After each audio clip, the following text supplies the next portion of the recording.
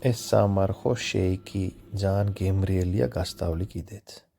ავდექი მეგობრებო, მე-9 დღეა, ცოტათი ვარჯიში, კიდე მიჭირს ცოტა კისერი, წყალი დავლიე როგორც ყოველთვის და მეორე ჭიქა, ესუნი და კავა ყოველთვის.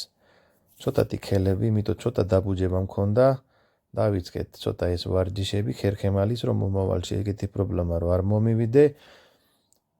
ნუსის ძეთით სახის მასაჟი, სინუსიტების მასაჟი, რომ ნაოჭების საწინო მასაჟები უნდა გააკეთო ეს დაწოლილი პოზიციაში და მე-9 დღეა მეგობრებო, დღეს მარხვაზე პირველი საჭმელი რა იქნება? სული კარტოფილი, ბოსტნეული და გრიჩკა.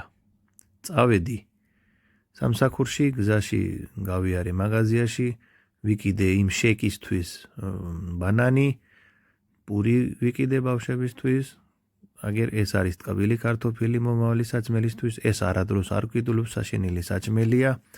წყალი თუ სვამს გარეთ, ეს ბახმაროს წყალი ყველაზე გემრიელი მიჩვენება, საგამოთი 5 საათია, შეიკი გავაკეთე, ბანანი და კაკაო. წყალი შეურიეთ, არაფერი არ უნდა, ბლენდერი, თუ გინდა დაამატე შაქარი, აი ესეთი გემრიელი შუადღის შეიკი მზად არის. ამ ბავშვობაში დავლიე და ბავშვებსაც ვასწავლეთ, ცოტა მეც ვისწავლე, ბავშვები სწავლობენ, ანას ლამაზი წერა არის, უკვე საგამოთია და ბოლო საჭმელია მეგობრებო, 7 საათია. ბრინჯი არის, ოღონ მარტო ბრინჯი არ არის. აქ ცხიმი არის, ზეითუნის ზეთი, აი ეს არის, პიის ქვია ინგლისურად, ბარდა ქვია, მწვანე. პროტეინი არის ბუნებრივი აქ. პლუს აქ არის კიდე სოკოს ერეული.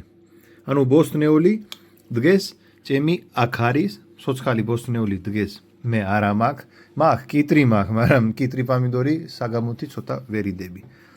იმიტომ ვაშლის ძმარი შეიძლება ერთი ჭიქა წყალში, ერთი კოზი, სუფრის კოზი შეურიოთ და ეს იყო ბოლო საჭმელი, სულიკავი ჯანმრთელი და ბედნიერი. მარტო ჭამის გასწორებით ჩვენ შეგვიძლია ბევრი პრობლემის მოგვარება. ჭამე სუფთად, ჯანსაგად და იქნები უკეთესი.